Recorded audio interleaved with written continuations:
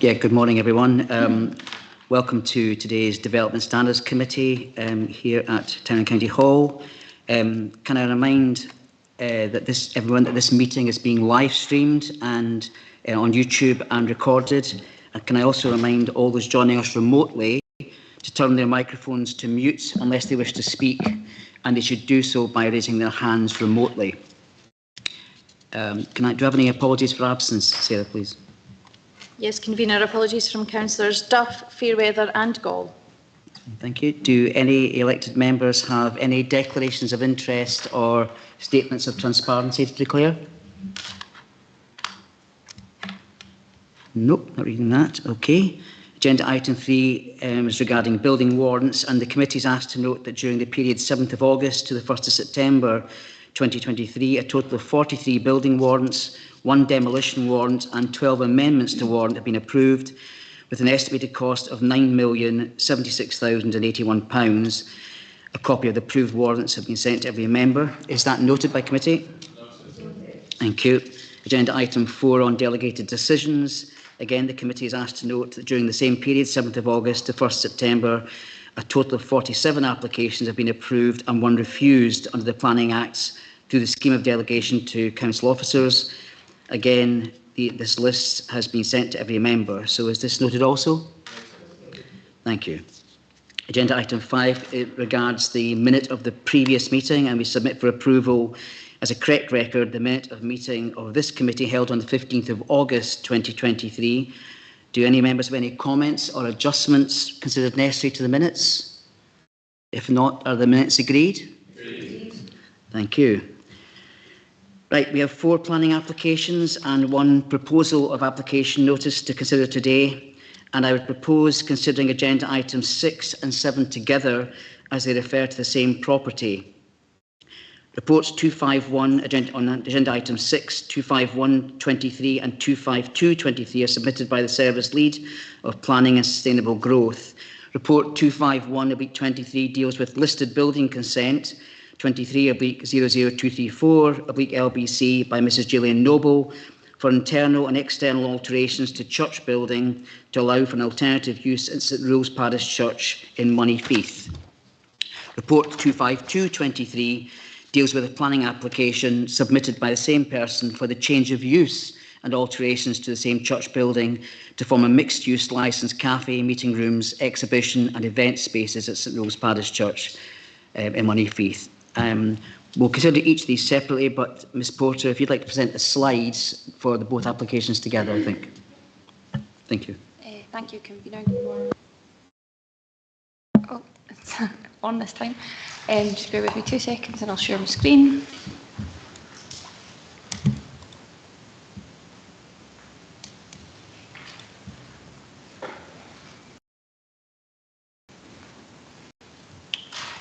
So yes, thank you, Convener, and good morning, everyone. As Convener said, this presentation is to deal with items 6 and 7.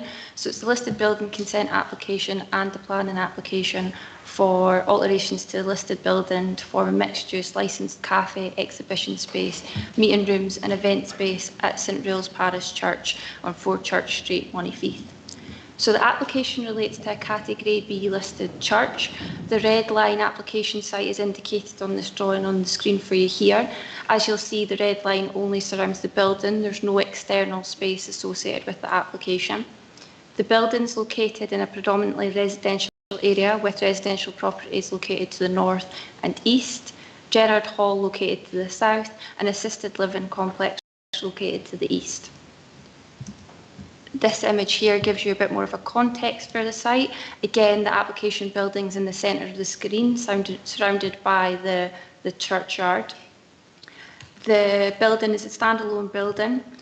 The town centre boundary, as defined by the Angus Local Development Plan, runs along the east side of North Union Street and Union Street, which dissects the corner of the image here. And pedestrian access to the property is provided directly from Church Street, which you can see from my cursor here.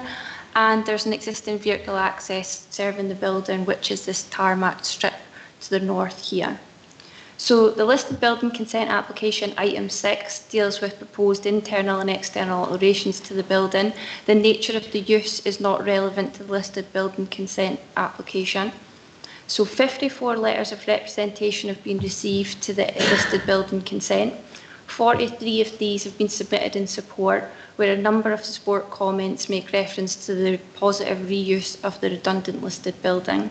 There are other matters that have been raised as part of the listed building consent application which aren't relevant to this proposal, and those matters raised in support relate to the provision of community benefit, visitor attraction, job creation, and suggestions that the proposal is sustainable and is located in an accessible location. There's 11 letters of representation submitted in objection to the proposal. Again, these raise similar matters to the 3 letters of objection submitted to the parallel planning application and make reference to matters such as impacts upon amenity and parking. The majority of the representation submitted to the listed building consent relate to the acceptability of the use of the building. The specific nature of the use and its acceptability is not a relevant matter for the determination of the listed building consent. A number of other matters were also raised, such as alleged inadequate neighbour notification, the business experience or identity of the applicant, or the economic viability of the proposal. These matters are not material to either the listed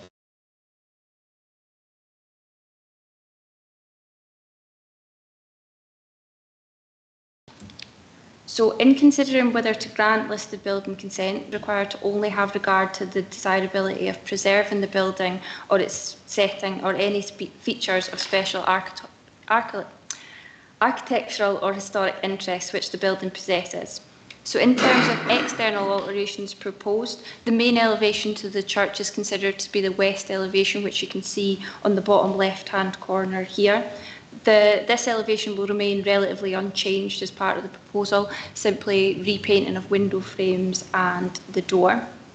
The 2 main external changes proposed relate to the installation of solar panels on the south elevation of the building, which can be seen on this drawing here. The south elevation is indicated by the 2 images on the top of the slide, and the installation of flue on the north elevation. In terms of the proposed solar panels, Historic Environment Scotland guidance suggests that these should not be located on prominent or principal elevations, and if this is not possible, alternative may be to site the panels on the ground.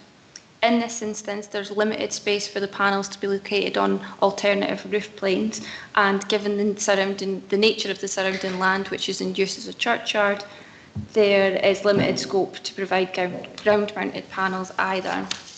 In terms of considering the panels, although it's not a principal elevation, the south elevation is prominent. However, the panels would not overwhelm the roof, covering around 25% of the south-facing roof plane, and they'd be located in a balanced manner on the roof plane. As you can see from the image here on the bottom right-hand side, the panels would be located between the 2 existing features on the roof. For this reasons, we've considered that the siting of the panels is acceptable in this location, and the impacts upon the listed building would not be unacceptable. In terms of the flues proposed, these would be located on the north elevation.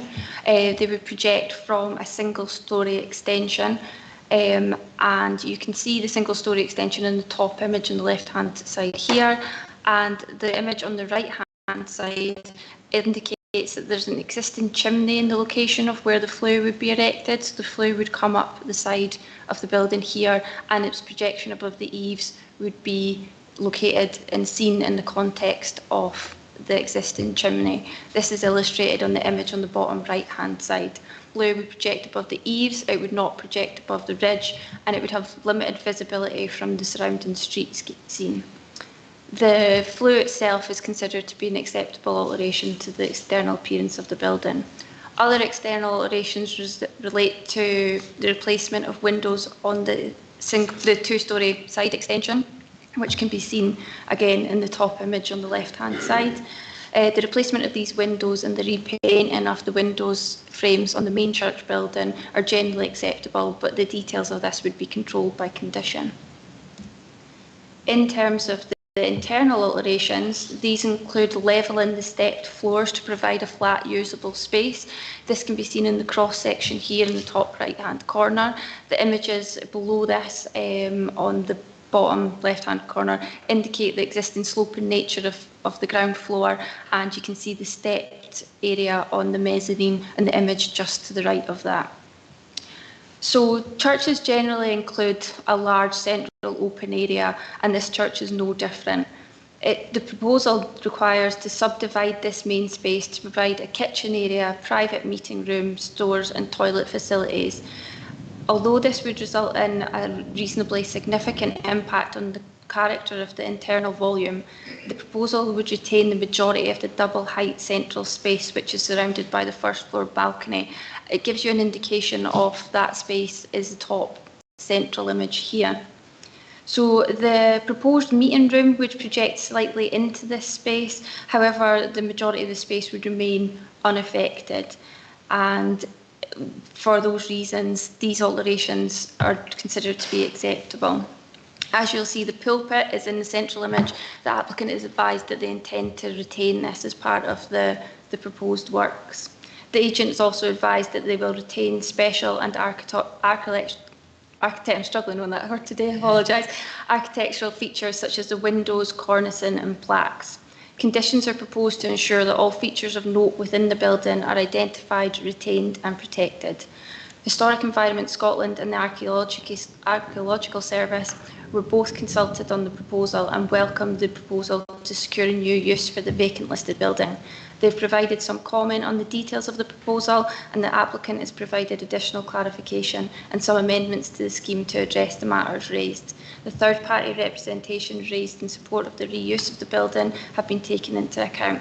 It is considered that the proposed internal and external works, subject to the conditions referenced in the report, would secure additional details of the proposed interventions, would preserve the character and special features of the listed building, and would facilitate a new use for the currently vacant church.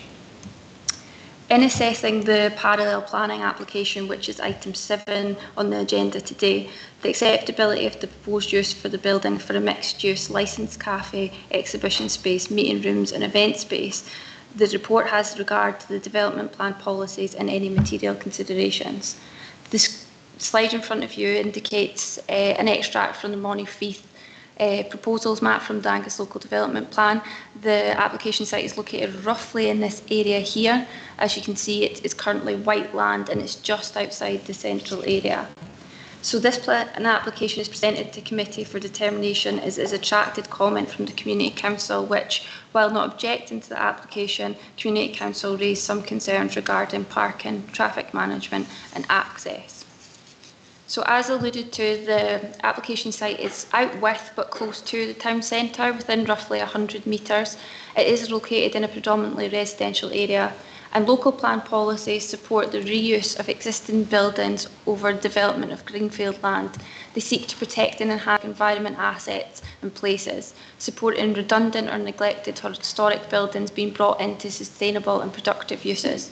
Policies also support the retention of community facilities but allow for the loss in specified circumstances. Although the proposal would result in the loss of the church facility, the building has been vacant for some time.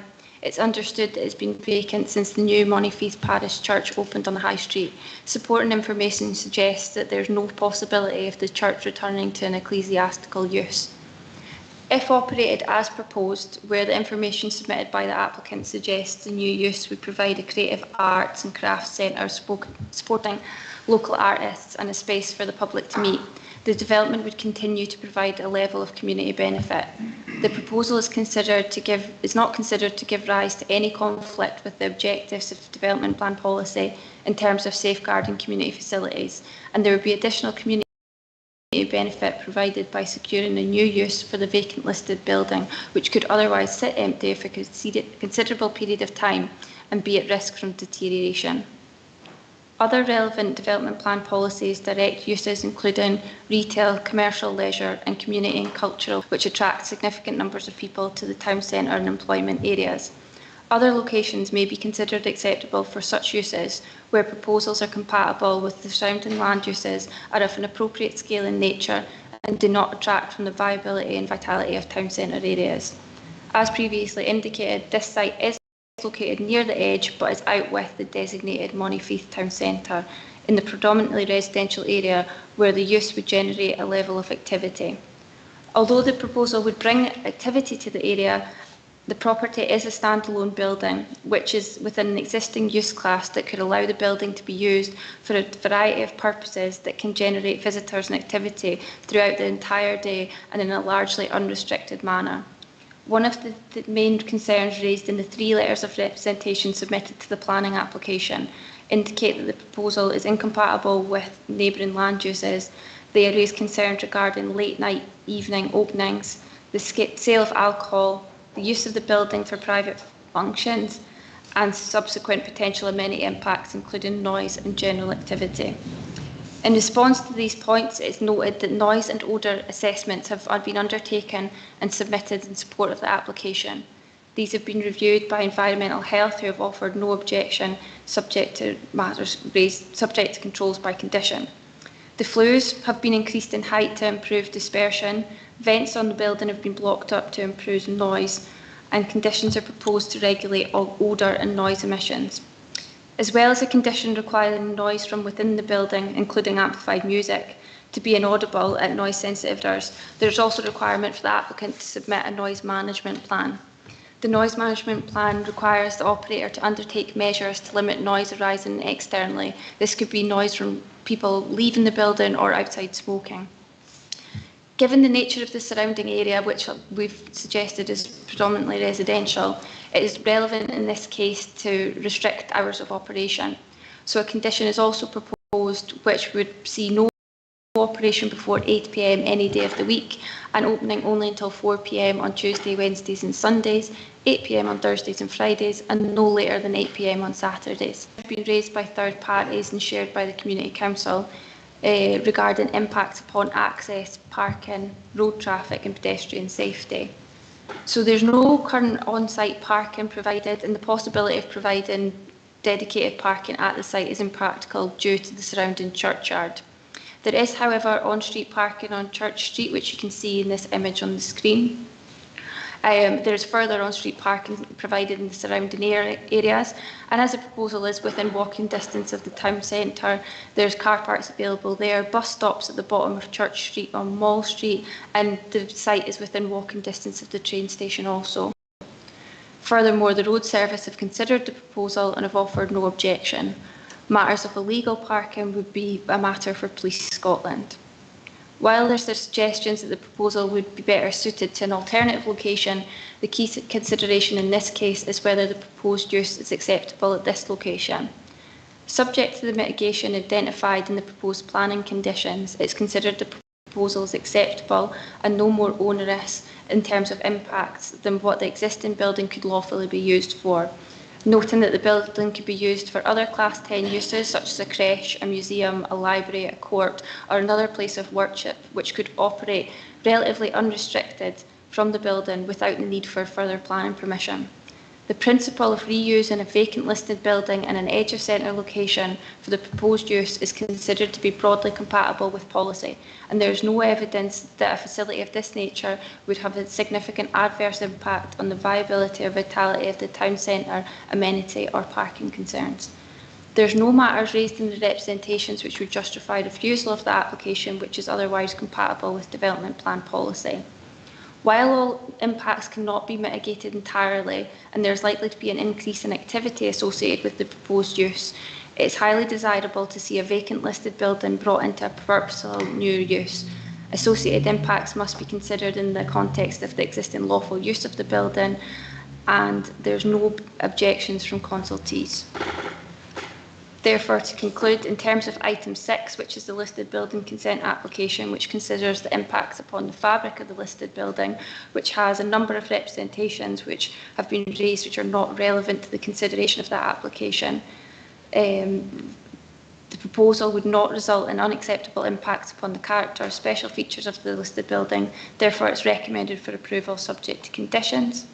In terms of item 7, which relates to the planning permission, which concerns land use planning matters of the proposal is considered to be in accordance with the development plan as it's compatible with the character and pattern of development and the surrounding land uses in the area, and it does not give rise to unacceptable impacts on amenity, natural and built environment, road safety or infrastructure, and there's no material conditions raised, including the matters raised in the 3 representations that would justify refusal of the application.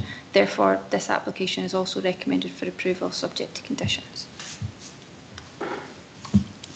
Great, thanks very much indeed.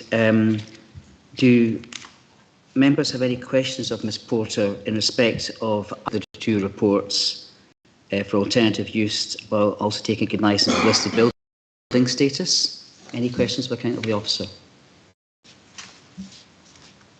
Can't see any hands on. Oh, apologies, Councillor Dornan.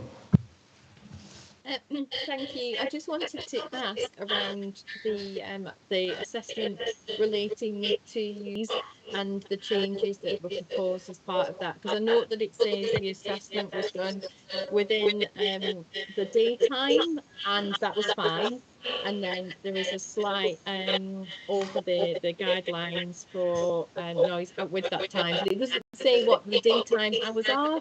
And I just wondered what the further detail around what's been put in the application to mitigate that. Thank you. So, as alluded to in the presentation, the building has been amended, so the vents have been blocked up to reduce any noise emission. The Environmental Health Service have considered the submitted noise impact assessment, and they've not raised any concerns with it. And there's further conditions that have been proposed, which would limit the nighttime operation till 9 o'clock at the latest on a Saturday. And there are also noise limit conditions which prevent which control the noise level from fixed plant, and also ensure that any external noise is inaudible in neighbouring properties. Okay, thank you. Could I just ask one follow-up on the noise? Because I notice it mentions around amplification of noise, and I just wanted to kind of understand what that means. Does that mean the use of speakers, or yeah, just in the definitions, what does amplification of noise mean? Thank you. I would probably have directed you to an environmental health colleague, but there's nobody with us today. But my interpretation of that is that it is, like you said, speakers, any kind of PA systems and music, but there's a condition that covers that. Yeah, that's fine. Thank you. Thanks very much, Councillor Dunn, for your question. Are there any other questions from members?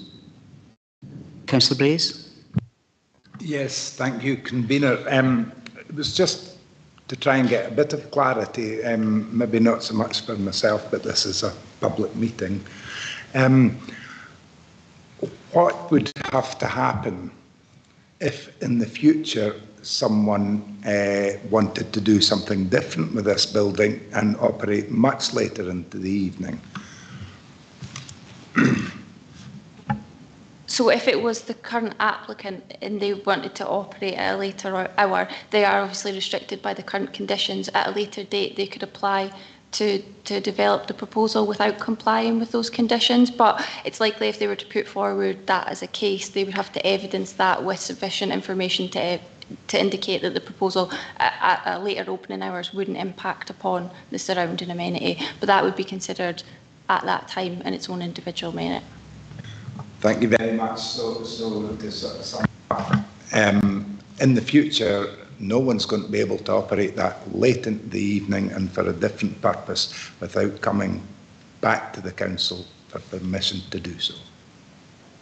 Yeah, unless this permission wasn't implemented and another Class 10 use was to operate from the building. So, like I indicated, it could be used as a museum at the moment, which wouldn't require planning permission, and there would be no restrictions on that. So the museum could open till midnight if it wanted to. Thank you very much. Thank you very much for that. That's quite clear now. Thanks. Thanks, Councillor Braze. Again, it doesn't appear to be any other questions. We have a couple of speakers on items 6 and 7. I would just address them by mentioning Understanding Order 13 of Angus Council. Applicants, supporters and objectors are given the opportunity to address any points which they wish the committee to take into account in coming to its decisions. Speakers will be given 5 minutes only. I would remind speakers that members of this committee have already been provided with the opportunity to read all submissions and thus may already be familiar with most of the points that will be raised by speakers. We'll start, I think, with Mr. Stuart Ellis, who's online. Mr. Ellis objects to the proposal. Again, you have 5 minutes, Mr. Ellis, and I will give you a minute warning to conclude. Okay? Go ahead.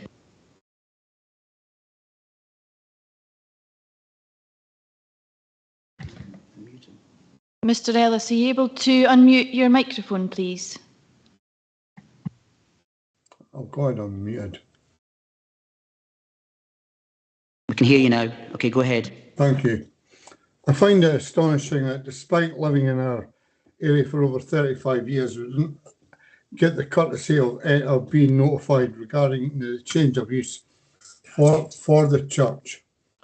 More importantly, the parking around our area over the last 10 years has been really serious. And the comments by the road department that there's no interest is totally unbelievable. The comments made regarding the parking facilities, there was no investigation, no, how could I say, looking towards, the amount of people attending the proposed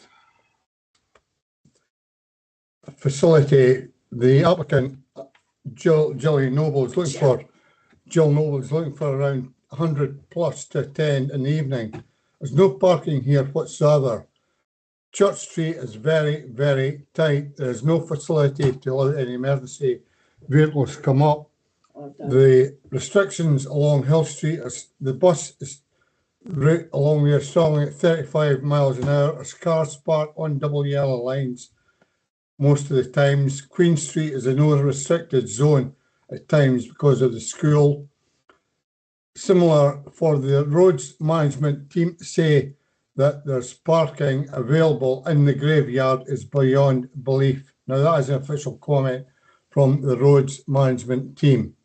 There's no consideration also for restricted mobility to access the building, either for the parking or for getting access into the building, because the current lane down beside Man's Place is very pitted and potholed, so it would be a danger to them, anyone trying to enter the building there. Obviously, that the future use of the building goes against the official grain of Historical Scotland. It was never ever allowed for a cocktail bar to be implemented on that. And all I could say is that I just hopefully that you give us the courtesy and object and don't allow this planning proposal to go through regarding the cocktail bar.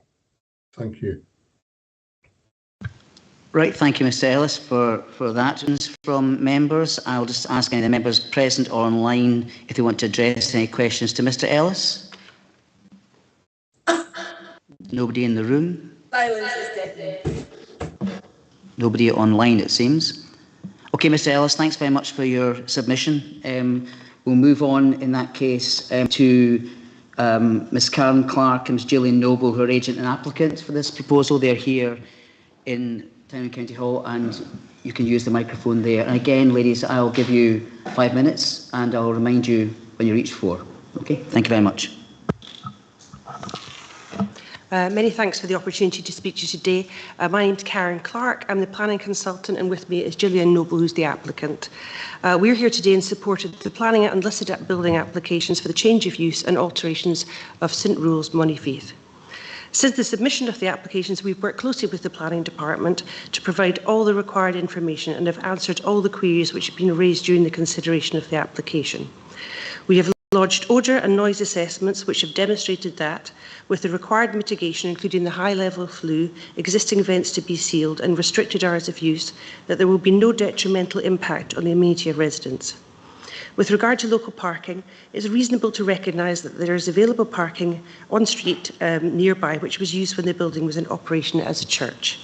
The site is also within easy walking distance of the town centre and its associated public car parks and transport linkages. As a result, there are no outstanding concerns from any statutory consultee, including the Environmental Health Service or the Road Service of Angus Council. Further, Historic Environment Scotland has confirmed that they greatly welcome the reuse of this vacant church, which they recognise will secure the long-term future of the building. We hope you will endorse the recommendation of the Planning Service, support the applications and ensuring a new life for this important listed building while creating a creative community space for residents and visitors alike. And we're happy to answer any questions. Can I just ask, Ms Noble, do you want to add anything to that? No, thank you. Thanks for your submission in that case. Do elected members have any questions for the applicant or their agent? Councillor Melville. Yes, thanks. In the public objections, which I'm sure you'll have had a chance to read, there was commentary about the suitability of the path through Man's Place for delivery vehicles, and we've had, I think it was Mr Ellis who was speaking about potholes there, and I don't know, having not seen it myself, have you got plans to improve that surface if it's necessary, and also can you just assure us as to the suitability of the width of the path for any kind of delivery vehicles that are coming down there? Again, I don't know what kind of delivery vehicles you're anticipating. Thank you. I anticipate it being relatively infrequent that we'd have any big deliveries, perhaps on the initial, when we're bringing furniture, that kind of thing will be bigger deliveries. The road itself is, I believe the first section is owned by the council, sort of normal adopted road, and then there's a section which is owned by the church, and then there's the graveyard section and the access that's paved from there, and that's owned by the council again. So it's perfectly fine for your normal, I'm not an expert in the size of vans and lorries, unfortunately, but it's a chunky old van. You can get up there. I can even manoeuvre my car up there, and I'm not the best at reverse parking and things, but there's lots of space. And that actually, if I may, just leads me on to one of the concerns Mr Ellis had, and that was access for disabled people. So our view is that there would be nobody parking in there at any regular interval. The council do need access to that for maintaining the graveyard anyway, but the plan is to actually ask people to drop off in that section if they have a person with restricted mobility, and then go park the car somewhere else and leave the family member behind. Okay. Thanks very much for that. Thank you for the question, Councillor Melville, and the reply. Right. I think in that case we've got other questions. We can move to councillors' comments, and we'll take comments on both applications 25123 and 25223. And we'll start. Councillor Durno.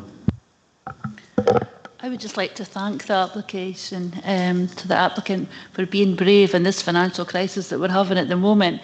I mean, a big plan here, and we'll have an awful lot of churches that are being left and abandoned, and I just really want to commend you on going ahead with this at the moment, because building materials are so expensive. You'll know as soon as you start ordering things, but I just want to commend you for taking this application forward. Thank you.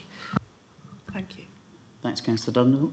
Any other comments from members? Oh, I'm sorry, Councillor Dorn. I keep forgetting to look at the screen. Go ahead. Don't worry, thank you. Yeah, I think it is good to see things being used in a way that the community can involve themselves with what's going on in that space as well. I note that and I've read through all of the letters and comments that have been related to this application as well, and I looked at it in detail relating to the concerns that people have, and also the conditions that have been put into place within this application in relation to those as well. So I just wanted to give voice to those to make sure that people are aware of the fact that these have been read through and noted as part of the decisions relating to this. Thank you. Thanks, Councillor Dorn. Any other comments? Councillor Melville. Yes, thanks. I know the area very well. I mean, I'm a local. I live 10 minutes walk, maybe 15 on a bad day from the place. And I do recognise a lot of the concerns that have been raised around parking in particular. But I think as it is commented on in here and is patently obvious to anyone who knows the building, there were people parking in and around the area when it was a church. So I'm fairly confident that the parking issues can be managed and will be managed, because people by and large are very sensible about that kind of thing. Although obviously we have to remind them not to park on the double yellow lines on the other side of Church Street. So thanks. Thank you, Councillor Melville. It's always good to hear from local constituency councillors on planning applications. Councillor Brays. Yes, thanks, convener. I think this is a listed building, category B, and I think well, we are in a climate emergency, and I think it's really important that where possible listed buildings to play their part in tackling this climate emergency. And so it's great that they're going to be putting solar panels on the roof. I don't see that as a problem at all. And if technology moves on, there might come a day that they can come down and energy will be found in another way. It's not a big problem at all. Thank you. Thank you, Councillor Brays. Okay, if there's no other questions, just generally summing up on this one and my own views on this, got to thank people who actually take the time to write into Council, both objectors and those seeking the approval. On this one, I do agree with Councillor Dorn and Councillor Melville particularly here, in that from a parking point of view, as a church, this was a busy church when it was operating, and there was always car issues then. I can't see any more of an impact than it would have had at that time. The noise and flues, I have no issues with the flues. I think that's been done sympathetically for the building, and the solar panels, as Councillor Brays says, can only enhance in the current climate moving forward. And I think the conditions set by planning officers satisfactorily cover issues raised by objectors on this issue. So I'll take one in turn, but on planning application for report 25123, I'm going to move approval of the application. Do I have a seconder? I'll take Councillor Melville as a seconder. Thank you very much. Are there any amendments? No. In that case, planning application 23/00234/LBC is hereby approved. Report 25223 on the change of use and alterations to the church. Similarly, I'm going to move approval of the application. Again, do I have a seconder? Councillor Clark, thank you very much. And is there any amendments? No, thank you very much. In which case, planning application 23/00235/full is hereby approved. Thank you very much, everyone, for your time today. Thank you on that one. Right, we move on to agenda item 8, where we submit report 253/23 by the Service Leader of Planning and Sustainable Growth. This report deals with planning application number 23/00149/full for retrospective permission for a 1.8 metre high vertical fence on the roadside boundary of Davis Hill, Walkmill by St Vigins in Arbroath. Mr Taylor, could you start off with slides, please? Thank you, convener, and good morning, members. So, as you've helpfully introduced, item 8 is an application for full planning permission. It relates to an application for the erection of a fence on the east boundary of the house known as Davis Hill, Walkmill, St Vigins. The application is retrospective in nature and the fence is already erected. So just to provide a wee bit of context in terms of the location of the site, this is an extract from OS data. It indicates the approximate position of the property where the fence has been erected. So that's Davis Hill in the approximate position of the blue arrow. So the site's located approximately 1 kilometre to the north of St Vigins and just to the south of the Letham Grange development, which is just the edge of which is just shown at the top of the slide. The fence is erected on a section of private road, to Walk Mills, which is further to the north of the site. It's understood that the private road on which the fence has been erected adjacent to serves approximately 7 dwellings, 4 of which are in the area beyond the proposed fence. The fence starts approximately 60 metres to the north of the closest section of public road, and that is shown as the public road between St Vigins and Mains at Letham, which is just the yellow squiggly route shown in this approximate position. So the location of the site is around about 60 metres to the north of the closest section of public road.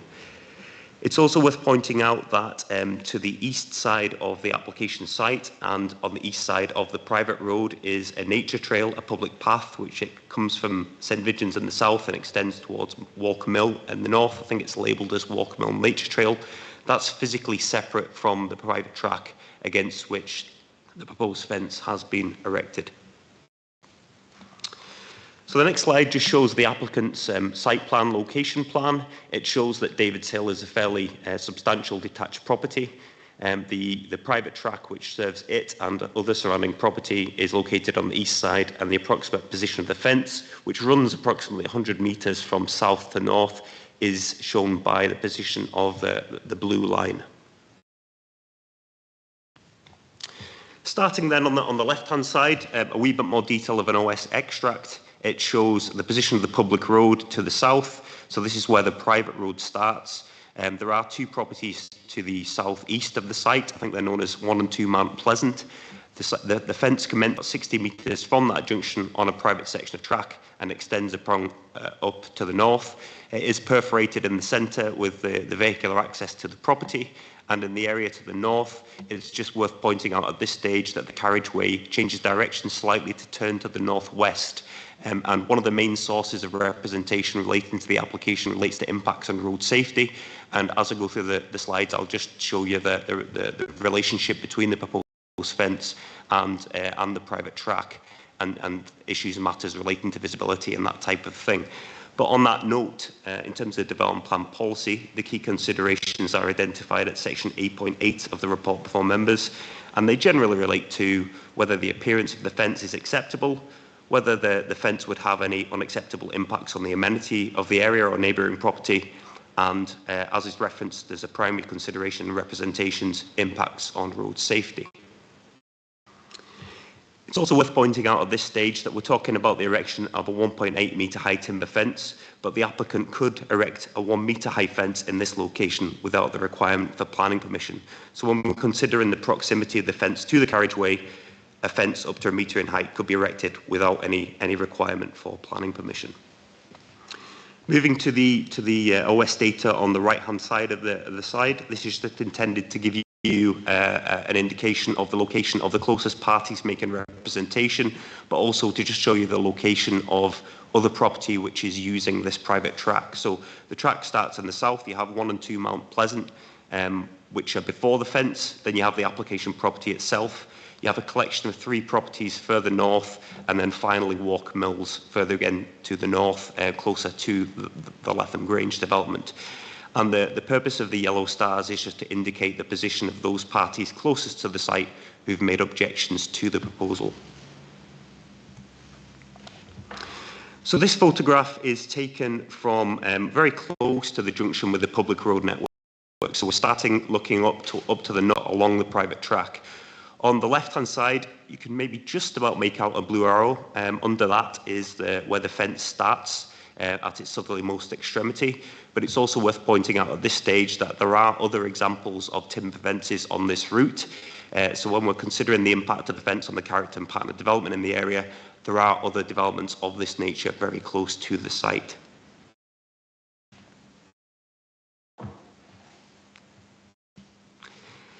Moving on, we're slightly further to the north now. This is the fence where it starts, located on the left-hand side. Again, you can see on the right-hand side a very similar style of timber fence serving a property to the southeast of the site. But you can see the fence is relatively close to the carriageway, but there are areas that potentially allow vehicles to pass each other should they meet to the east side or the right-hand side of the carriageway, as shown in this image. Moving slightly again further north, so we're about the halfway point along the fence. So you can see the fence is close to the carriageway. Again, there's potential opportunities for vehicles to pass using the area of land to the east and also the entrance to the applicant's property, which is just shown on the left here. There is quite a lot of signage in this area suggesting vehicle speed should be kept slow. I think indeed beyond the fence across the bridge there is a sign suggesting the speed limit on that route should be 10 miles an hour. But it's considered that, having regard to the advice provided by colleagues in the road service, result in any unacceptable impacts on road traffic and pedestrian safety. The image at the bottom left is taken from the nature trail, which is just beyond the stone dyke, which is shown on the right-hand side of the right photograph. But in terms of impact on the character and appearance of the area, there is a reasonable separation between the nature trail, so that's a public route, and the proposed fence. So when we're considering the impact on the character and amenity or character and appearance of the area, those impacts are not considered to be unacceptable. Moving to the northerlymost extent of the fence, this is where the carriageway changes direction, where it crosses the burn. So the fence has been erected quite close to the carriageway in this location, and one of the concerns, or one of the main concerns raised in objection to the application, is the impacts on visibility on that route. So I've mentioned the comments of the road service already, but it's also worth making reference to government guidance which is provided in the document Designing Streets. And one of the things it says is if you're trying to achieve reduced vehicle speeds, one of the ways to reduce vehicle speeds and change driver behaviour is to reduce forward visibility. The natural impact on driver behaviour is if you can't see as far in front, you might slow down, or you should slow down. Obviously, in circumstances the opposite of that, where there's significant visibility, vehicle speeds are more likely to be higher. It's also worth pointing out that there are natural features in this area which limit forward visibility. So if we look to the bottom right image, we can see this is further to the north of the fence, but looking in a sort of approximately southerly direction, you can see planting located on the right-hand side, which it also has the effect of reducing forward visibility along that route. So we have had regard to the comments made, the concerns raised and objections. There is some strong feeling relating to road safety impacts relating to this proposal. We visited the site, roads colleagues have visited the site, they've had regard to the comments and objections, and they are satisfied that the proposal should not result in unacceptable impacts on road traffic and pedestrian safety, bearing in mind that this is a private track. It serves 7 dwellings, 4 of which lie to the north of the application site itself. And just turning around, looking the other way, so looking south, we're on the approximate position of the bridge. You can see the position of the fence on the right-hand side. Signage erected on that fence suggests vehicle speed should be slow, and just in the background you can see the neighbour's fence. So when we're considering the acceptability on the character and appearance of the area, there are other examples of this type of development in the surrounding area. So bringing matters together, planning decisions require to be made in accordance with the development plan unless material considerations indicate otherwise. Having assessed the proposal against development plan policy, it's considered that the proposal does not give rise to any significant development plan policy issues. The road service, as I've suggested, have been made aware of objections. They have visited the site and they have no objection to the proposal. Just remind members that a 1 metre high fence in this location could be erected without the requirement for planning permission, and there are other examples of fences of this style in the surrounding area. On balance, having regard to the matters raised in representations, having considered the application against development plan policy, it's considered that the proposal is acceptable against those policies, and on that basis, the application is recommended for approval. Thank you, Mr. Taylor, for that. Perhaps you could keep the slides up for the moment. Do elected members have any questions for Mr. Taylor? Start with Councillor Clark, please. Morning, everybody. Mr. Taylor, thank you for that. Always informative and easy for me to understand. Just in relation to, and you've given me this over a couple of times, that this applicant actually can have a 1 metre high without applying for planning permission. Yeah, something I do remember. But this time we're being asked, the full planning permission is sought for the erection of a 8 metre high. And then when I look further down and I look at 7.2, the second bullet point there, do you see that in 7.2? And I read the statement there. It says the fence is higher and extends beyond the line of the previous fence location, reducing width for larger vehicles. Now, I make no comment about the description there insofar as what it might or might not do, but there appears to be a statement there, the fence is higher. I can't ignore that.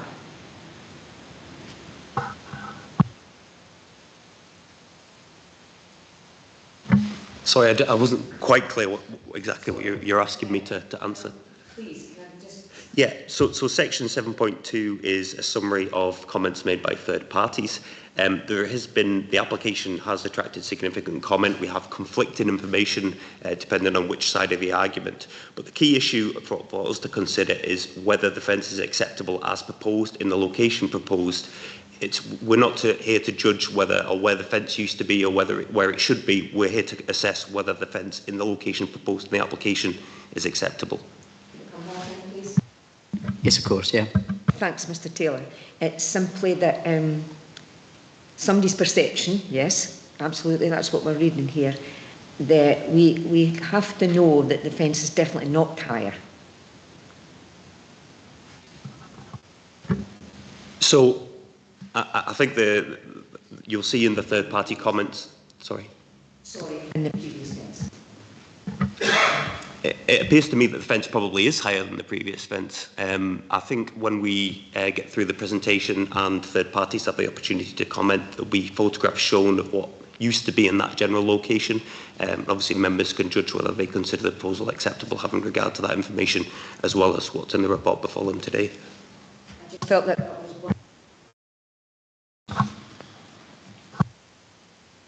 Thank you, Councillor Clark. Thank you, Mr Taylor. Is there any other questions for Mr Taylor?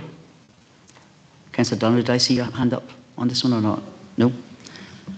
Okay, I wouldn't mind just addressing this, Mr Taylor. Could you go back to your earlier slides, just for a couple of points of clarity here? Keep going right back. One more? Yes, please. Now, just looking at the left-hand side here, when we see the applicant's property and the road going north, it looks to me like it divides, it goes northwest, as you say. On the northeast, is that a continuation up to Waltmills, or is it that path? In this location, the vehicular private route goes to the northwest in this location. I believe the sort of straight line that you're looking at there is it's a location of the nature trail that goes to Letham Grange. Okay, that's fine, thanks.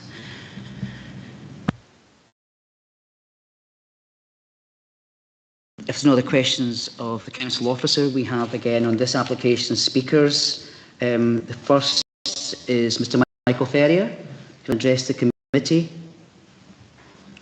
And again, I think Mr Ferrier will, after his own presentation, will be doing a statement on behalf of another objector. That's correct, Mr Ferrier? No, I'm speaking on my own. All right, okay.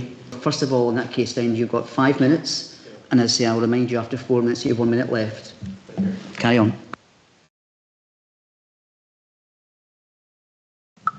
Before I begin, can I get clarification, please, on a couple of points? I've got 6 exhibits I want the committee to see. I also have hard copies of that, as we were asked to bring. Do you want me to distribute these? Have the exhibits, are they part of the presentation? Thanks, Convener. Yes, I have some images to show committee on behalf of Mr Ferrier. Don't need them, Mr Ferrier. In that case, we'll do it ourselves from here. Just, I say, you have 5 minutes to actually address this yourself. Sorry, okay? the second point was that what I have to say will take 5 minutes. Do you want me to pause so that the committee can digest the slides that are to be seen? No, your 5 minutes is all you require, and then the committee will be able to ask you questions and address any of your slides at that point. In that case, could you move your microphone towards your mouth a bit further, so they can hear you better, if that's okay. Start now. Right. My name is Michael Ferrier. I'm a neighbour of the applicant, a regular user of the private road which abuts the fence, and I object to this application on 3 grounds. First, the fence has been erected on land that is not owned by the applicant. Exhibit 1, please. The report before the committee states the applicant has completed the land ownership certificate confirming the fence is located on land in their ownership. That is incorrect. The fence has been erected on land belonging to others.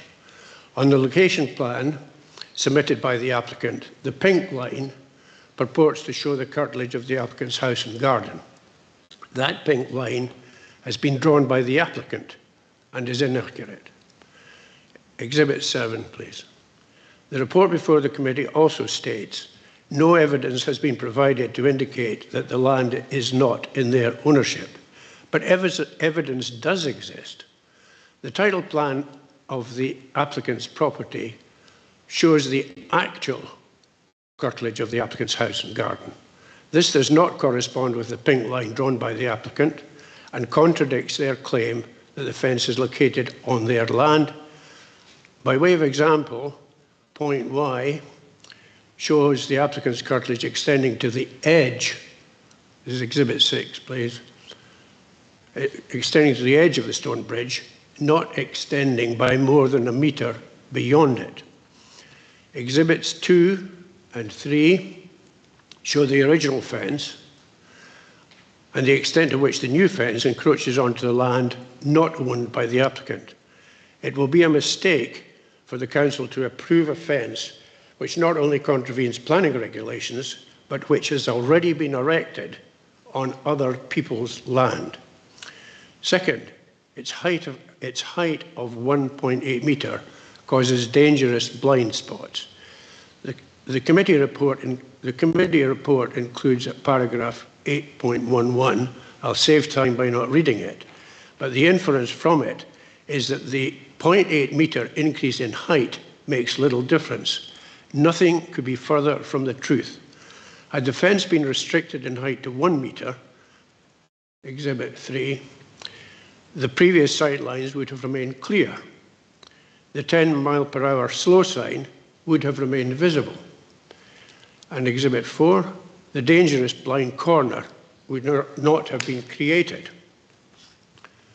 Third, the unilateral action by the applicant in erecting a 1.8 metre fence in its current position has had a deleterious effect on all other users of the road.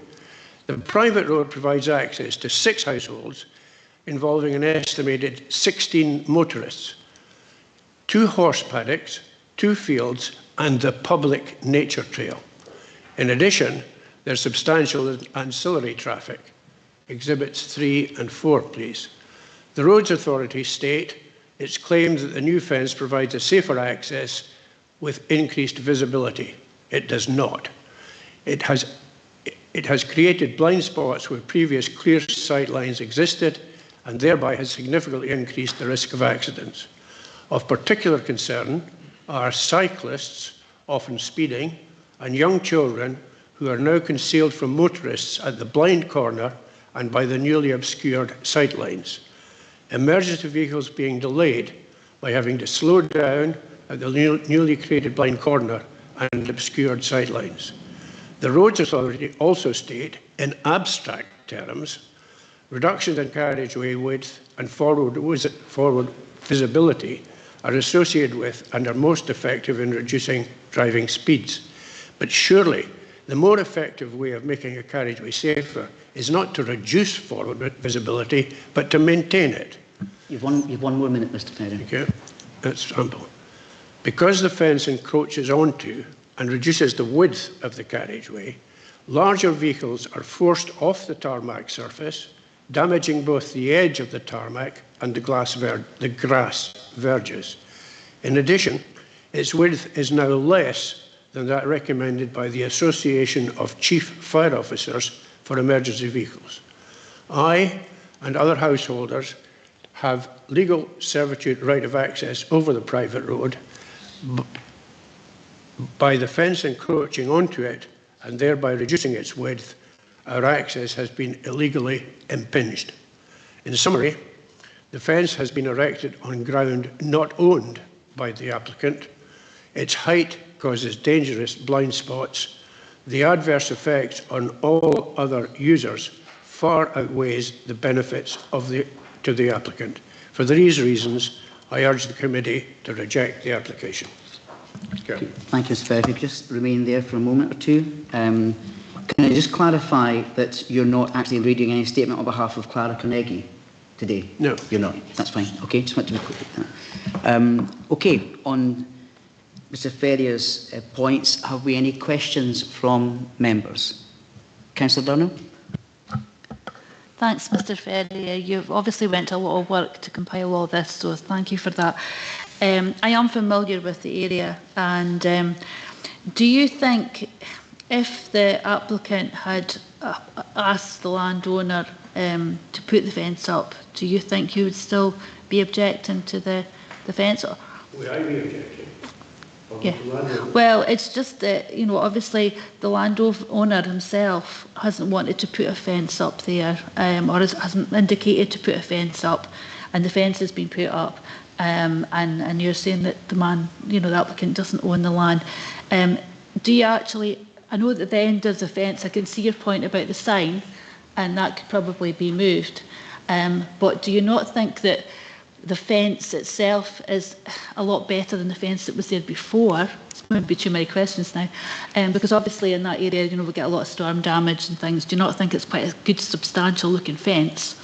And you know, is your main objection because of the sign, not being able to see the sign, or is it because the applicant didn't ask permission of the person that owns the land? Or what's your main, you know, how could we resolve this, basically? Thank you.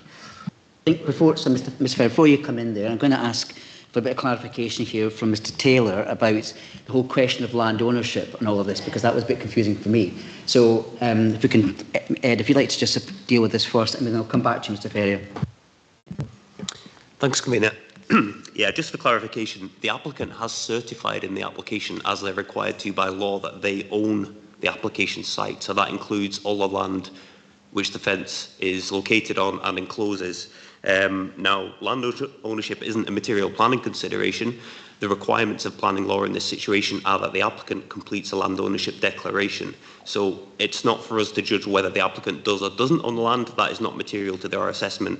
But the applicant has completed the correct certificates in that regard. Thanks for clarifying. Okay. Taking the issue of land ownership out of this, because it's not for this committee, is there any response, Mr. Ferrier, to any question to the points that Councillor Dundle asked you of? Well, I'm submitting to you that the land ownership certificate which the applicant has completed is inaccurate, because the title deeds contradict what he has submitted to the committee as the land he owns. Okay, that's fine. Thank you. You want to switch your microphone off then just now for a moment? I think land ownership is not a matter for this committee. That's for other people to object to and to take forward. Is there any other questions for Mr. Ferrier? No, thank you very much, Mr. Ferrier, for just now. Thank you very much.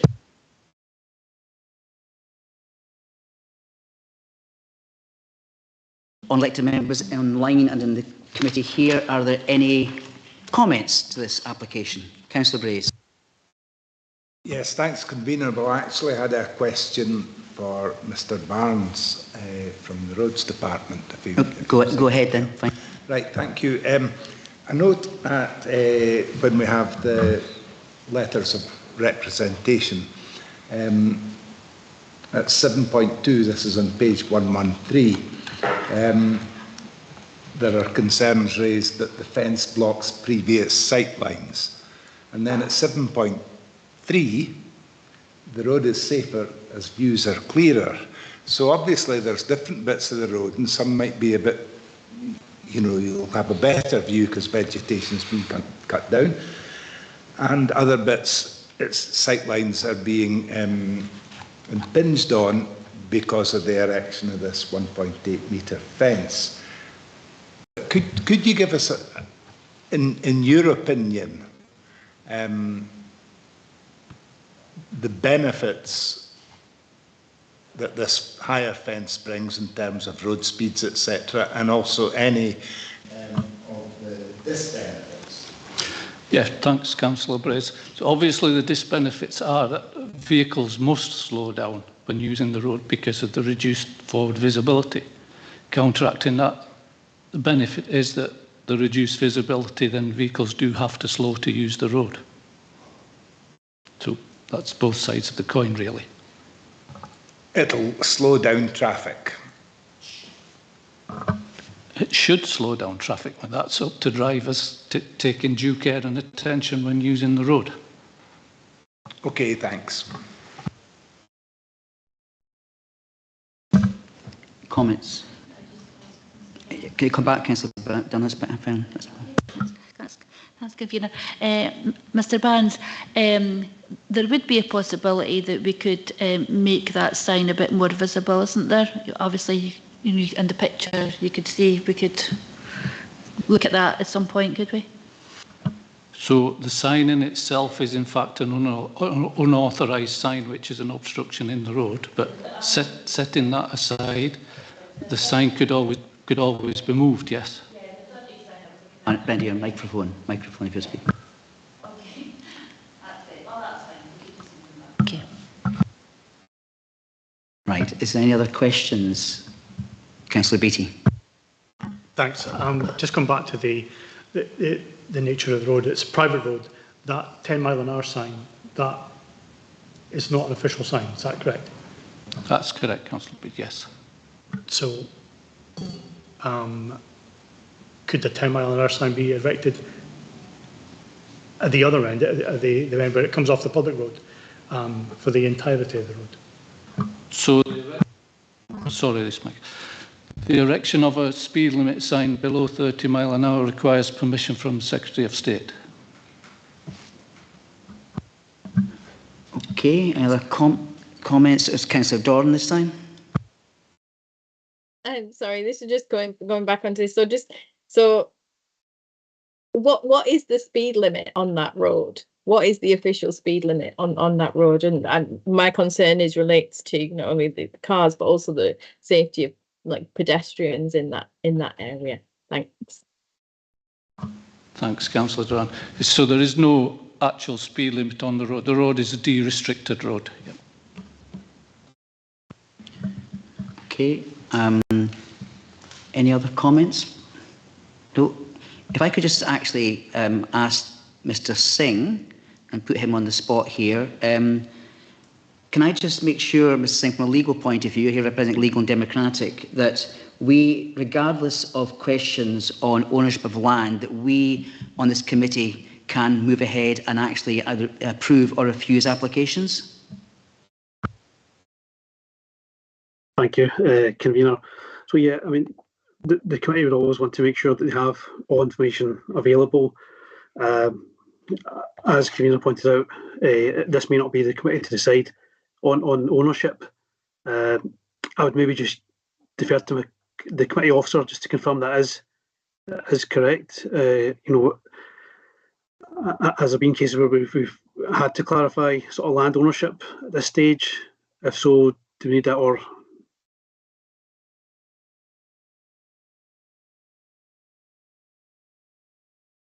Fair enough. Okay, thanks, Mr. Singh. That's fine, regardless of that. Okay, if there's no other comments, I'm just going to sum up here. Is there anybody else on the table? No? Okay, I'm cognizant that this is a private road. It's not a public road, and questions of speed and road safety are matters for drivers primarily in here. I'm excluding the whole question of ownership. That's for other people to deal with and take forward if they have any gripes with that.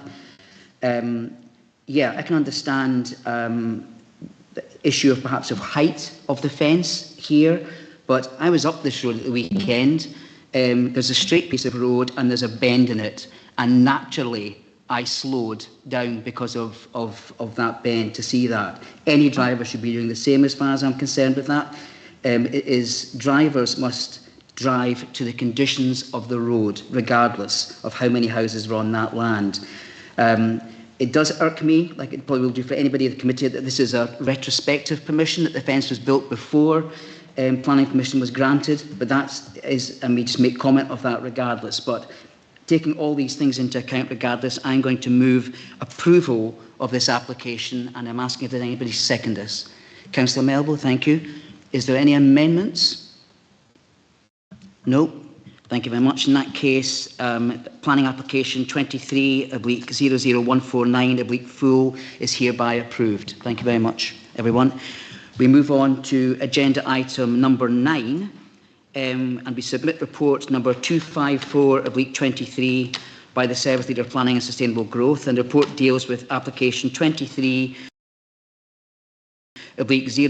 by Millstream Grove Limited for the change of use from residential property to short-term let at 12D Hill Street, Moneyfeith, Dundee. And can I ask Ms Porter again to address the slides? Thank you, Convener. As Convener suggested, this is item 9 on the agenda today. It's planning application 23/00401/full, and it relates to the change of use of a residential property to form a short-term let at 12D Hill Street in Moneyfeith. So this is the site plan submitted with the application. The site relates to a 2-bed upper floor flat located on an eastern side of a block of 4. It's just located off of Hill Street, just to the southeast, which is a residential area. So in many instances, the use of flats for short-term let purposes can give rise to materially different impacts on others that live in the area, particularly those that live in the same block. It's for that reason that planning applications are generally sought for the change of use of flats to be used as short-term lets, and that's to allow these potential impacts to be assessed in full. So development plan policies support tourism, where in the first instance it's directed to town centre boundaries, and the aim of the policy is to encourage and support opportunities for new or improved tourist-related facilities and accommodation with Angus to satisfy a visitor's aspirations. In particular, it's important that Angus provides a range and quality of tourism accommodation to maintain and extend the length of the tourist season. National Policy Framework 4 has tourism policies, and that indicates that development proposals for the reuse of existing buildings for short-term holiday letting will not be supported where the proposal would result in an unacceptable impact on local amenity or the character of a neighbourhood or area, or the loss of residential accommodation where such loss is not outweighed by demonstrable local economic benefit. This image here, the application property is located in the centre. It's just the red car in the centre of the screen is just south of the application property. As you can see, it's a predominantly residential area. It's within easy walking distance of Moneyfeith town centre and the associated facilities and transport links. St Rules that we discussed earlier is actually just off the page here. So it's about 250 metres from the town centre. So the proposal would increase the opportunity for visitors to experience and enjoy Angus, and the tourism is a priority sector in Angus as it makes a significant contribution to the local economy. In terms of this application, 10 letters of representation have been received, 2 in support, which suggests that the management company would take action against problem guests and that there's no concerns with antisocial behaviour, and 8 raised an objection which raised concerns regarding security and privacy, amenity and impacts upon traffic and parking. This application is retrospective as the proposal has been operating since October 2022. A complaint was received by the service in February 2023 alleging that the property was being used as a short-term let accommodation. Following investigation, the applicant was advised that planning permission was required and that they should not continue to utilise the property until planning permission was granted. A subsequent application was submitted in June 2020, and the complaint that was submitted was shared with a number of departments, including licensing and environmental health. This is the internal layout of the property. As you can see, the existing and the proposed floor plans remain the same. Allegations were made that the agent has confirmed that the drawings are accurate and that there's no changes proposed to the internal layout of the property. In this case, the property is of a modest size with only 2 bedrooms, and it's likely to be most suitable to cater towards couples or small families and groups. It's indicated that the property could accommodate up to 4 people. On this scale, the activity and noise from occupants, such as from those walking on wooden floorboards and the use of washing machines, would be comparable with uses of the property if it were occupied as a mainstream dwelling. The external appearance of the property is not altered as part of this application either. And as you can see, the application property is outlined in the red line. The entrance door is highlighted here on the bottom. It's a shared access, as in that it provides access to a corridor which serves the 2 upper floor flats. The 2 ground floor flats have their own separate access. The separated garden area is indicated by this red square here. So it is obvious from this image that visitors to the property would have to pass by windows of the ground floor property. However, existing residents may encounter unfamiliar persons within the vicinity of the property where it used as a mainstream residential accommodation. While third parties have suggested that the area is occupied by mature and elderly people, the dwelling is not in an area identified as sheltered housing or as housing for particular needs groups. Therefore, in these circumstances, the age of those making representation is not a material consideration that merits significant weight. This image here, you can see the application property just on the right-hand side, again, the red car adjacent to the building. As you can see, there's on-street parking available on Hill Street. Concerns have been raised with regards to the availability of parking, but it's unlikely that demands associated with the use of the property as a short-term let would be materially different to those where the property is occupied as a mainstream dwelling. While it's possible the short-term let would be occupied every day of the year, such levels of occupation and use is unlikely to be achieved. Information provided by the applicant suggests that the property has been occupied for short-term let purposes for around 67% of the time since the use was commenced, certain stays extending up to a month at a time. The Environmental Health Service and the Road Service have both considered the proposal and have offered no objection. The introduction of short-term let licensing arrangements will also provide further oversight of the management and operation of this type of accommodation. While the licence regime is not an alternative to proper consideration of planning matters, it does provide a further control in circumstances where planning permission is granted. The licensing regime would allow action to be taken if, for example, serious issues arose relating to antisocial behaviour associated with the operation of the property for short-term let use. So in conclusion, the use of the property as short-term let accommodation is considered to be of a scale and nature appropriate to this location. It is a small flatted dwelling, and the short-term let accommodation is unlikely to give rise to impacts that could be considered unacceptable in comparison to its occupation as a mainstream residential dwelling. And indeed, the likely intermittent use of the property as short-term let accommodation may lessen some impacts that may otherwise be experienced through occupation as a permanent dwelling. No evidence has been provided to indicate the loss of this property from mainstream use would be a significant issue within an urban area, and the property could be easily reverted back to mainstream residential use in the future.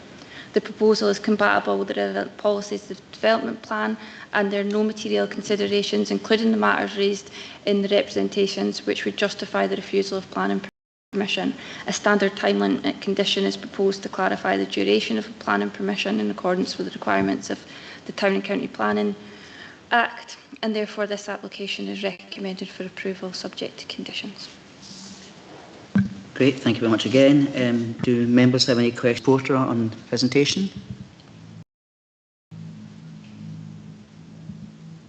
Nobody in the room or online, no questions on that one. In that case, we have one speaker, Mr. Stuart Clark, who is the applicant's agent. Mr. Clark, if you want to take a seat and switch on your microphone. I say, again, if you have a presentation, you have 5 minutes to go ahead, and at the end of that, we'll have questions from members. Thank you. If you'd like to switch on. Good morning, everyone.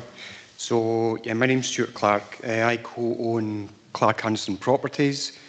We manage 80-odd short-term lets in mainly the Dundee and Angus area. We have been doing it for 6 years. We're local. I'm born and bred in Carnoustie. My business partner's a Dundee guy, so we do understand the area very well. With regards to this short-term let, with the area, the kind of guests that we would welcome would be, in this area you normally get people coming through to visit families. We get business travellers that are looking for a week's accommodation because they're working in the area. But there is more and more people coming to the area for short breaks on holidays. which was noted that, you know, it is a tourist area. We feel that with this kind of situation, that there's a lot of misconceptions and understandable fears that there might be parties and groups of people coming with multiple cars to stay at the property. So just to give you some stats on that, again, we've been operating for 6 years with a large number of properties. In our time, we've experienced 7 parties over all of our properties. They were all during lockdown when pubs were closed and it was young people that had the parties. They were stopped immediately because of the relationship that we try to build with neighbours, as in they can contact us. Very quick story, one of the apartments actually had 2 parties in it. The neighbours who contacted us at the time, they have actually vacated their properties, not because of us, moved down south, and they've asked us to manage their properties. So I think that's a reflection of potentially how we do manage these things. So the stats on that are, taking those parties into account, that a property would have a party every 14 years. If you look at the number of parties that we've had outside of lockdown, the stats are that there would be 0 parties ever. So that's what our stats are showing. We don't want to have these kind of people staying. It's detrimental to our business and the property, so there's 0 tolerance, and it just doesn't happen.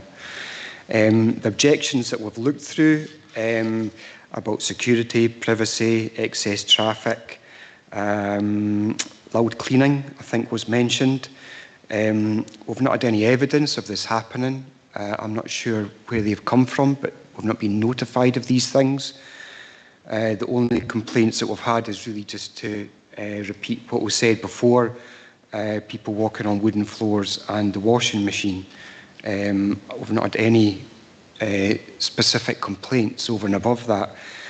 There has been talk about maintaining the shared areas. The owner of the property has been very proactive. They've obtained solutions and quotes for cutting back trees and repairing walls. And they've had, despite multiple attempts, have had no feedback and engagement from the neighbours. The owner is a neighbour herself. You could actually see her property in the photographs, so she is part of the community. She knows the neighbours well. She literally, you could throw a stone at her property, so it's in her interest that we manage this well for her. Another minute, Mr. Clark. Thank you. So I think that's really what I wanted to say. I wanted to offer a bit of background and potentially a bit of reality as to what we actually do and how this is going to be managed going forward. So yeah, I think that's everything. So thanks for the opportunity. Okay, thanks, Mr. Clark. If you stay there for a second, we'll take questions. Councillor Melville first. Yeah, thanks, Convener. I just want to be doubly sure, because I've seen it referred to twice in the papers as a licence application. Now, with my Vice Convener of Licensing hat on, I hope you will permit me, Convener, but this obviously is an application for a change of use in the planning rather than a licence application to run a short-term let, which obviously is a separate process and needs to be done by the 1st of October. And I just wanted to be doubly sure of your understanding of that, because it is referred to as a licence application twice in the papers. Yes, I understand that. I'm not sure where the licence application reference is, but I'm sure it's there. But it is for change of use. I understand that. Thank you. Any other questions from members? Councillor Dundon. Thanks, Convener. Do you get a lot of golfing parties asking about your accommodation, with it being so close to Carnoustie? We'll probably get less than people think. We'll have properties in Carnoustie looking on the golf course, and we do get some. You know, it's obviously an attraction for Angus. You know, over and above Carnoustie, there's so many lovely golf courses, so it is part of it. But it's not a huge part of it. But yeah, thank you. Any other questions? I've got a couple, Mr. Clark, of interest. One, have you had, in the time you've been running this since October 2022, have you actually had any complaints addressed directly to yourself about this property? No, not directly. We have provided our details to anybody that wanted them. There was communication with the lady downstairs on a lot of stuff. We tried to represent our owner as well and take the responsibility away from her and try and help. The main issues were maintenance of the property, to be perfectly honest with you, that was not really relating to the operation. And the owner spent quite a bit of money getting the property surveyed and making repairs on things. So I've not really had any complaints about, like I say, the only thing we've heard is the wooden floors and the washing machines. Just to follow up, and if I'm going to state this very carefully, so it doesn't sound, but we have, or we hear about certainly issues with neighbours concerned about short-term lets to, because you mentioned about families coming, businessmen coming, etc. And also about the problem with perhaps with white van man, and that's, I don't take that the wrong way, but the approach is perhaps different. Is that much of an issue here on your properties? No, not really. We do have, again, just to be completely transparent, we do have a property in Broughty Ferry where the neighbours didn't want a white van, and we did get some companies working in the area that stayed there, and we put it in as a condition that they cannot park their white van in the space and they had to find somewhere else to park. So again, we do take these things seriously, but we've not had anything. That's probably the only example I could give you, to be honest. Thanks for your clarity with all of these. If there's no more questions, then we will take comments from members. Councillor Melville. Yeah, thanks, convener. I think this to me is fairly straightforward. I mean, I've read through the objections, and having lived in a flat myself, the noise about floors and washing machines is pretty standard. So I don't necessarily see that is unique to a short-term let operating. I think I have to state from my own perspective that we want to welcome and encourage tourism, but there is obviously always a balance to be struck between promoting tourism in a local area and actually ensuring that people who need long-term accommodation can have long-term accommodation. That's immaterial on this, but I just thought I would say that because I couldn't let this pass without doing so from a personal perspective. But this, I think, is, as I say, fairly straightforward. I have no problems with it, and I hope that anyone who does come and stay in Monifieth has a lovely time, as most of the residents do. So, thanks. Councillor Clark. Well, similarly, Mr. Clark, yeah, I've got experience of living in tenements in my youth, and whilst it wasn't wooden floors or washing machines, because I'm a bit old for that, but we do have to be concerned when people have noise issues, irrespective of what age they are. We have to do that. And I've mentioned in this chamber before that I think there's always a good neighbourliness thing, really, because I'll be honest, there's no reason why I would object to this at all. But I think you have to remember, and I'm getting that from you, that we need to be very careful, because you're cheek by jowl with people here. If you're not going to get on, that business is going to fail, So we can't just diminish what people are saying, even if we don't agree with it. So, yeah, I think we have to be very careful, but certainly want people to have somewhere to stay, and I hope it's in Angus. That's really good. But let's just be mindful of people. They don't complain for nothing, in the main. Thanks, Councillor Clark. Councillor Brace first. Yes, thanks, convener.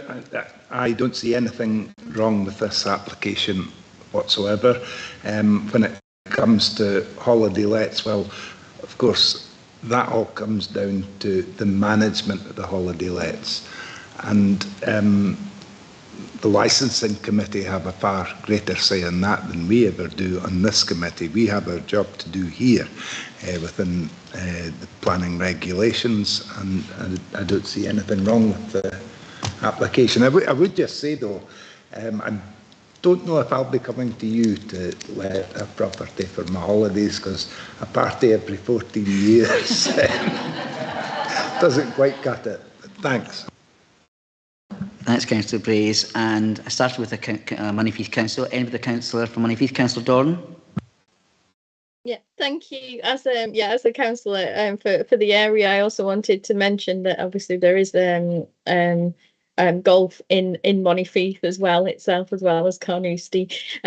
But I too had a concern within the Moneyfield area. I know that there's a huge demand for housing for permanent stays within Moneyfield, and I also wanted to comment on that. But this application does seem kind of straightforward from this perspective. So it is a challenge, a balance between the two, and there is a need for long-term accommodation as well. So I just wanted to say that. Thank you. Thanks, Councillor Doran. I don't think there's any more comments on that one. And just something, I'm not going to deal in. Appreciate your address, Mr. Clark. I'm picking up on there's no objection for environmental health. It's a small property. There's no changes to it from residential to its proposed use. And as Councillor Melville has said, of course, flats, there's always an issue with noise between flats, but that neighbourliness comes into that as well. So I'm going to move approval of the application. Is there a seconder? Councillor Beattie. I'm sorry, Councillor Beattie. Thank you. Any amendment? Doesn't seem to be. In that case, planning application number 23/00401/full is hereby approved. Thank you very much.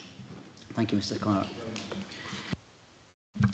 The final item on our agenda today is a proposal application notice, report 255/23. And it's a proposal application notice submitted in respect of a major development comprising the installation of 49.9 megawatt battery energy storage system on land northeast of Bridge of Dun substation near Montrose. So again, as it's just the one, Mr. Taylor, I wouldn't mind seeing some slides on this one. I forgot them. Thanks.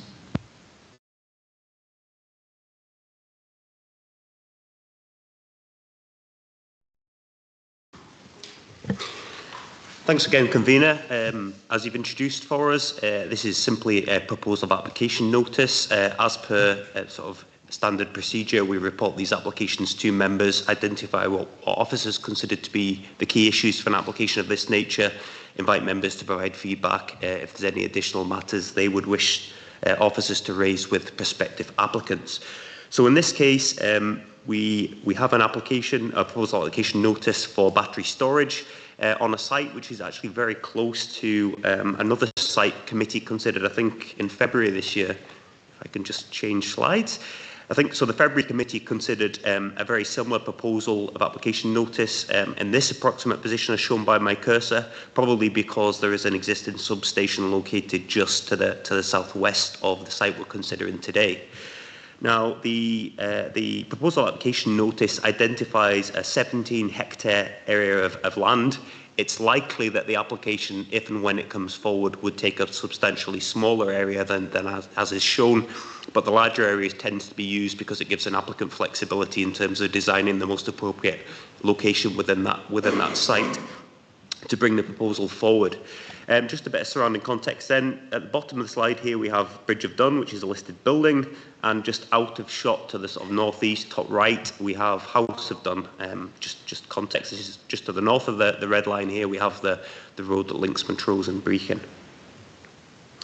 So the site is agricultural land at the moment. There are some existing landscape features within it, and it's a combination of prime and subprime agricultural land. One more slide. Just to show members an OS type base map. The location of the site, the Balwillow cottages are located further to the west. There is a farm complex also to the east.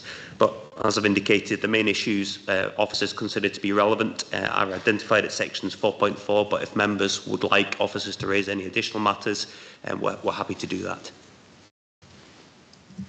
Right, thanks, Mr Taylor. Just before we get to that, do members have any questions on this one of the officer? Councillor Beattie. Thank you, Convener. Can you give us, well, can the applicant give us any indication of roughly where in the site they plan to put this?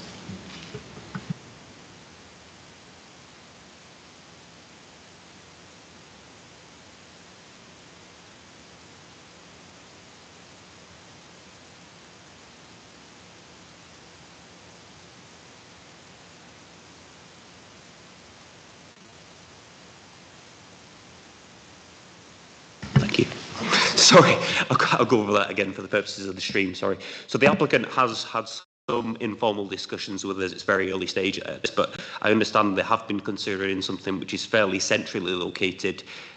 Officers will provide feedback which looks at the various matters raised at 4.4, trying to utilise things like existing landscape features and augment them to try and make the most of what we've already got, rather than starting afresh in the middle of a field. But obviously don't want to prejudice that process, but certainly these are the sort of things we'll be raising with the applicant in terms of the specifics. And just to come back on that again, how big will the actual storage facility be? So I would imagine probably between 2,000 and 4,000 square metres. What does that mean? Probably no more than about 20% of that field. Again, speculation on my part, I should make that clear. Any other questions for Mr Taylor? Okay, para 4.4 lists the key considerations suggested by council officers to be considered when considering any future planning application. Have elected members any other issues they think should be added to the list of bullet points shown? Councillor Melville first, please. Yeah, thanks. I'm a bit of a broken record on things like this, but again, as much consultation as possible, because I'm aware there's a lot of concerns about what people characterise as industrialisation of the countryside, but what we want to make sure is that people feel like they're listened to and actually that they are listened to in the process. So as much consultation as possible would be good. Thanks. Councillor Brace. Yes, thanks, Convener. We've seen when we've had previous applications for similar sort of things in the past, we've had objections from people concerned about the issue of fire and possibility of fire. So perhaps we should look at that too. Thanks. Thanks, Councillor Bayes. Very relevant. Any other issues wish to be raised on this one? No. In that case, the report requests that elected members note the key issues. Are these noted? Great, thank you, and thank you everyone for your time today. Enjoy very much. Can we stop the live stream, please?